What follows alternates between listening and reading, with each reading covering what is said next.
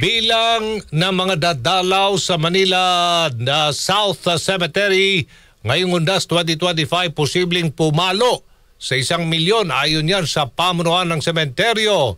Naroroon si Radyoman Chill Emprido. Chill! Magandang umaga, Radyoman Aljo. Ito nga posibleng tumalo sa 600,000 hanggang 1 milyon itong bilang ng mga dadalaw sa kanilang mga mahal sa buhay.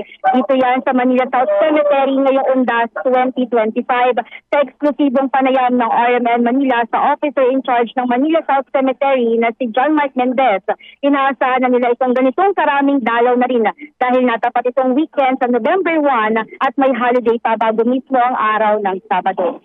Na bilang natin is nasa 600,000 to 1 million. 1 million. So ngayon ba susumula nung Monday o kahit nung Saturday, ilan na yung mga nagtungo kung may data kayo hanggang kahapon? Nung huling linis namin nung Sunday, nung 26, inabot kami ng 17,875. As of now, kahapon bilang namin nasa 5,000. Sir, mas marami ba ngayon compare nung sa tingin mo? Magkukumpara? Palagay ko mas marami ngayon. Mas marami. Kasi Bakit, sir? Nataon nung holiday, Friday, Saturday, Sunday. Nagpadala siya ng mga libreng sakay, e-trike, libreng tubig, wheelchair. Para sa mga lolo't lola niya.